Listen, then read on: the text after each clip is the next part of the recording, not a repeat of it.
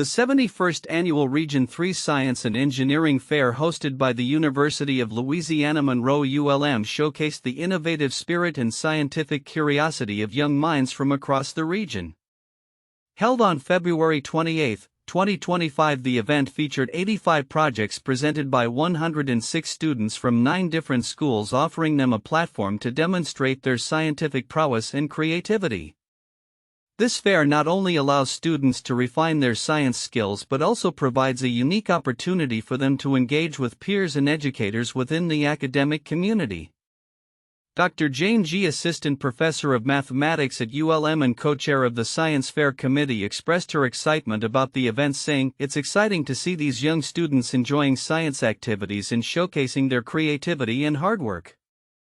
She highlighted the vital role that ULM faculty play in supporting these future scientists, noting their generous contributions of time and expertise as judges. This commitment to nurturing local talent underscores ULM's dedication to fostering a supportive educational environment. The Science Fair Committee, led by Chair Telitha Doke and including notable figures like Dr. David Hare and Pam Martin, meticulously organized the event. ULM's Provost and Vice President for Academic Affairs, Dr. Mark Arant, welcomed participants to the campus, further emphasizing the importance of such events in promoting science education. The awards ceremony, presided over by Dr. and Case Hanks, Director of the School of Sciences, recognized the impressive achievements of the students. In the junior division, grades 5 to 8 first-place winners included Bella Eneman and Ainsley Leaumont, among others, while the senior division grades 9 to 12 saw Kenya Brown and Angel-Shyleecia Hogg take top honors. These young innovators not only earned accolades but also qualified for the state fair, where they will have the chance to compete at a higher level. As ULM continues to promote STEM education through events like the Science and Engineering Fair, the impact extends beyond individual recognition. It cultivates a culture of inquiry and exploration among students, empowering them to pursue careers in science, technology, engineering, and mathematics. Such initiatives are crucial for inspiring the next generation of thinkers, problem solvers, and leaders. Looking ahead, the university's ongoing efforts to engage young minds in scientific exploration will likely yield significant benefits for both the students and the broader community. As these students prepare for future competitions and academic pursuits, the foundation laid by the Science and Engineering Fair serves as a springboard for their success, reinforcing the importance of academic excellence and community involvement in shaping the future of science and technology. As the landscape of biomedical research in the United States shifts, an alarming trend is emerging that could have significant implications for the future of mRNA technology. Recent actions by the National Institutes of Health (NIH) under the leadership of Acting Director Matthew Memoli have raised concerns among researchers about the funding landscape for mRNA vaccine research, a field that gained prominence during the COVID-19 pandemic. The NIH has already cut at least one grant supporting research into mRNA vaccines, prompting fears that further funding cuts could follow. In a recent communication obtained by Nature, NIH staff were directed to compile a comprehensive list of grants related to mRNA vaccine research, including those currently funded and those planned for the future. This initiative has inadvertently created an atmosphere of uncertainty among scientists who rely on this funding for their work. Justin Rickner, a viral immunologist at the University of Illinois, expressed deep concern about the implications of such a move, stating, "To take away a tool to fight infectious diseases that has been shown to be effective, it's hard to fathom that we do this as a society." Researchers have reported that some NIH officials have informally advised applicants to omit references to mRNA vaccines in their grant proposals, a troubling indication that mRNA research may be viewed unfavorably within the agency. This comes on the heels of the NIH's decision to terminate over 40 grants focused on vaccine hesitancy research, suggesting a broader trend of restricting funding based on political considerations rather than scientific merit. The ramifications of these funding cuts could be extensive.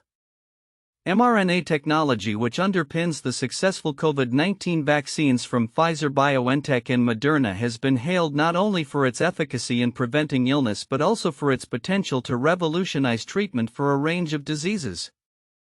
including various cancers and infectious diseases. A recent trial for an mRNA vaccine targeting pancreatic cancer demonstrated promising results, with some patients remaining cancer-free for over 3 years. This innovation, however, risks stagnation if funding is withdrawn.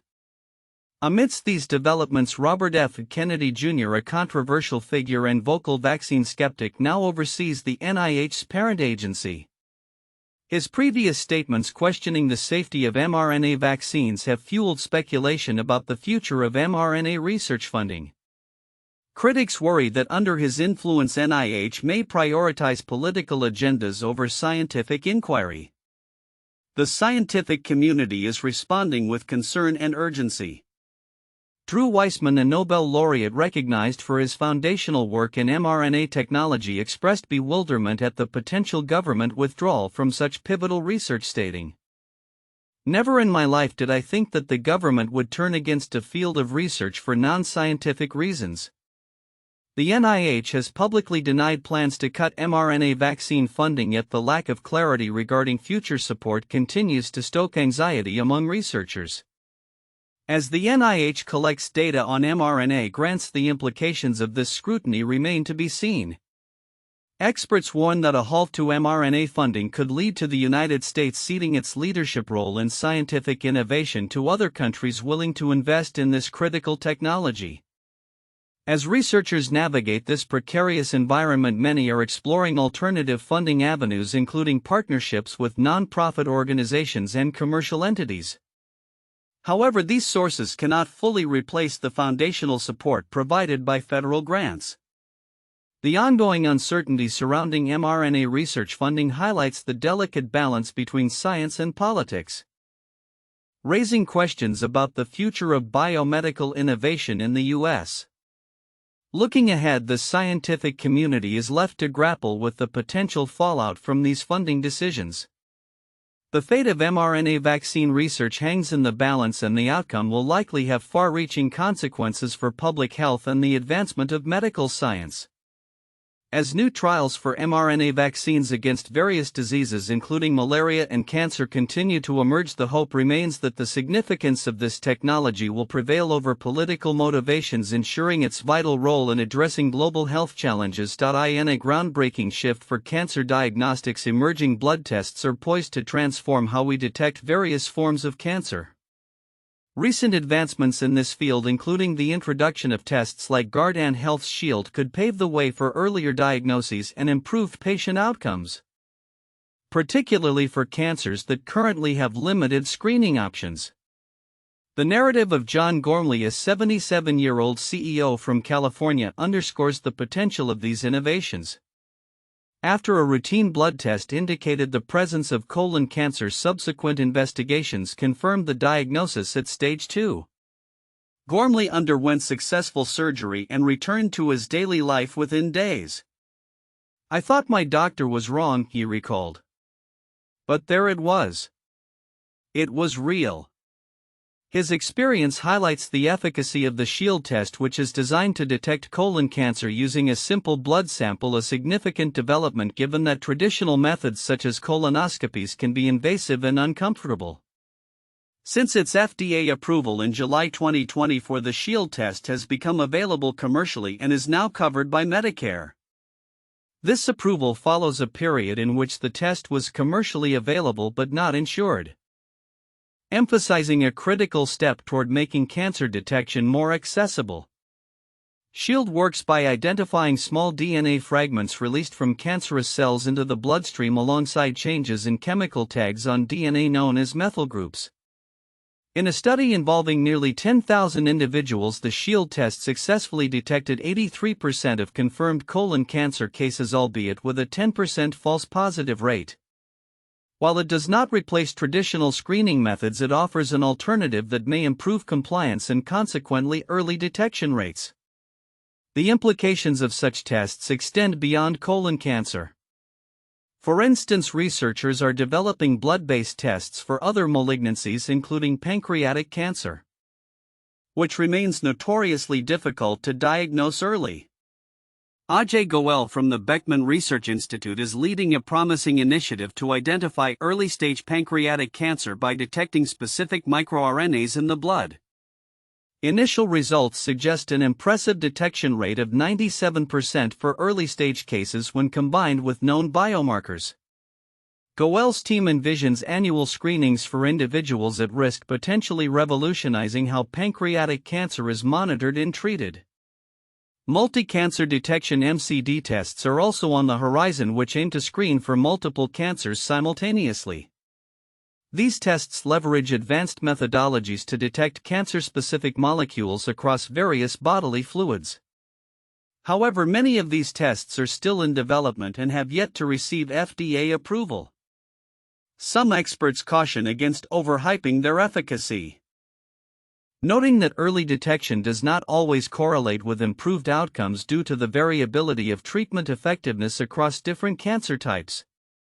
The promise of these blood tests lies not only in their potential to detect cancer earlier but also in their ability to shift the paradigm of cancer screening from invasive procedures to simpler, less intimidating methods. The hope is that as these technologies mature and become more widely available, they will significantly reduce cancer mortality rates.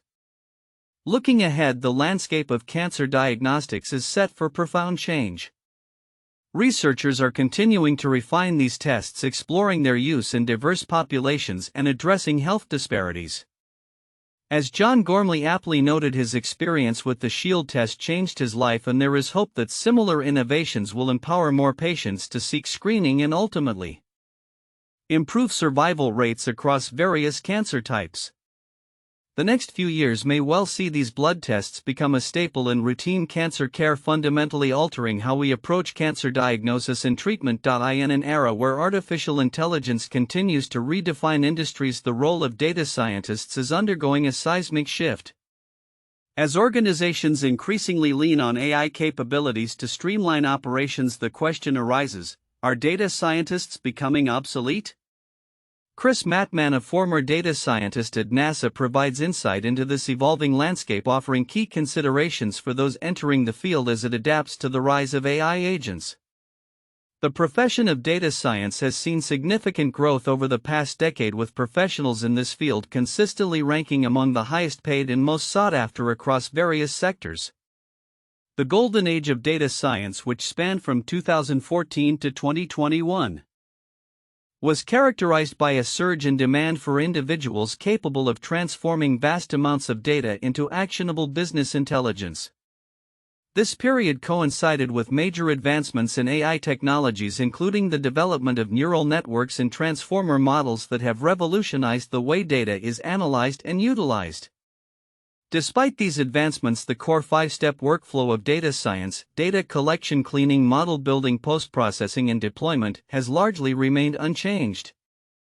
This workflow is iterative, allowing data scientists to refine models based on real-world feedback. However, the emergence of automated machine learning (AutoML) technologies marked the first significant challenge to traditional data science practices.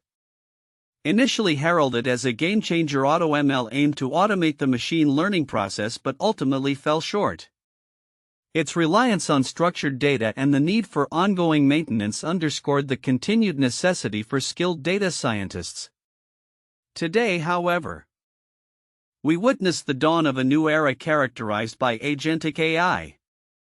Unlike previous automation methods, AI agents possess the ability to think, learn, and act autonomously in both real and virtual environments.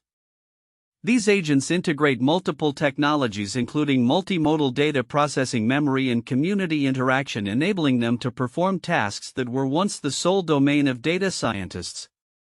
As Mattman highlights, these capabilities allow AI agents to autonomously execute the 5-step workflow, presenting organizations with the potential for exponential savings in time and resources. The new technological landscape is being shaped by platforms like Hugging Face and frameworks such as LangChain, which facilitate the integration of AI agents into business processes. As these tools become more accessible, the traditional reliance on specialized data scientists is expected to diminish, allowing business leaders to leverage AI agents directly. This shift raises critical questions about the future roles of data scientists. Rather than becoming obsolete, data scientists may find their responsibilities evolving to encompass new roles such as AI agent architect, business AI translator, and human AI collaboration expert. While the changes in the field may appear daunting, history has shown that organizations that fail to adapt to technological disruption risk obsolescence. Companies like Kodak and Blockbuster serve as cautionary tales for those who resist transformation. In contrast, successful reinventions such as Netflix's pivot to streaming illustrate the importance of embracing change. For data scientists and organizations alike, the choice is clear. They can reform incrementally, risking their relevance, or they can embrace the revolution, redefining their roles for an AI-first world. As we look to the future, the imperative for CIOs and business leaders is evident. The agentic era is not just a passing phase, it is a transformative shift that will define the competitive landscape. Those who recognize this shift and strategically integrate AI agents into their operations will gain a critical advantage, harnessing the potential of these technologies to augment human capabilities. The future may no longer belong solely to the most skilled data scientists, but rather to those who adeptly deploy AI agents to navigate the complexities of an increasingly data-driven world. In conclusion, as the field of data science continues to evolve in tandem with AI advancements, professionals must remain agile and open to redefining their roles. The path forward is one of collaboration between human ingenuity and AI capabilities, promising a landscape rich with opportunity for innovation and growth. In a groundbreaking development for the future of clean energy, researchers have unveiled an innovative mercury-free method for extracting lithium-6, a pivotal element in nuclear fusion fuel production. This advancement is poised to address long-standing challenges in the pursuit of nuclear fusion as a sustainable energy source, which has long been hailed as the ultimate solution to the world's energy needs. Nuclear fusion, the process that powers the sun, has the potential to provide vast amounts of clean energy.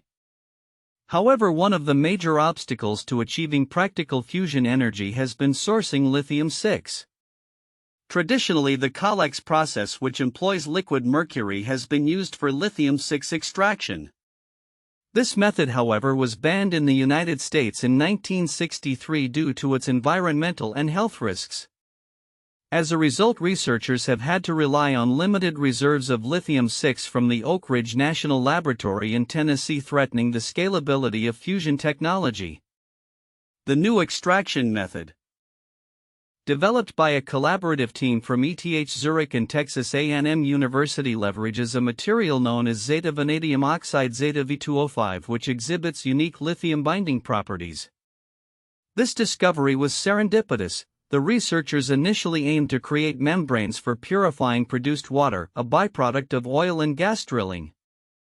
The membrane showed an unexpected ability to selectively capture lithium, leading to further exploration of their potential for lithium isotope separation. The methodology involves using an electrochemical cell with a zeta V2O5 cathode. When a lithium-containing solution is pumped through the cell, lithium ions are attracted to the negatively charged matrix.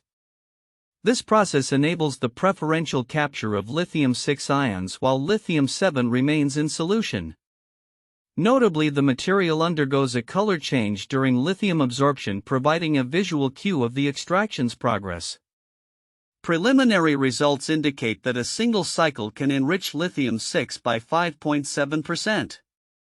While achieving the 30% purity required for nuclear fusion fuel necessitates approximately 25 cycles. What sets this new method apart is its efficiency without the hazardous mercury component, a significant step towards safer and more sustainable lithium extraction. Researchers are optimistic about scaling this process for industrial applications, aiming to overcome engineering challenges to ensure continuous production. Furthermore, this innovative approach may have implications beyond lithium-6 extraction, potentially benefiting other isotope separations and the refinement of radioactive materials. As the global demand for a sustainable lithium-6 supply grows in tandem with the accelerating research in nuclear fusion, this breakthrough could signify a pivotal moment in the quest for a cleaner and carbon-free energy future. The transition to a reliable, environmentally friendly method of lithium extraction not only enhances the feasibility of nuclear fusion but also aligns with broader efforts to combat climate change and reduce reliance on fossil fuels. In a parallel narrative, the world of nuclear energy saw a remarkable achievement from a young innovator, Jackson Oswalt, who became the youngest person to achieve nuclear fusion at just 12 years old. His journey from a curious child fascinated by science to a record holder showcases the potential of young minds in advancing scientific exploration. Despite initial scrutiny from authorities, Oswalt's safe and groundbreaking experiment reflects the evolving landscape of nuclear research. As these developments unfold, the fusion energy landscape is set to evolve dramatically. The combination of innovative extraction methods and the inspiration of young prodigies like Oswalt points to a vibrant future for nuclear fusion, one that holds the promise of a sustainable and clean energy era.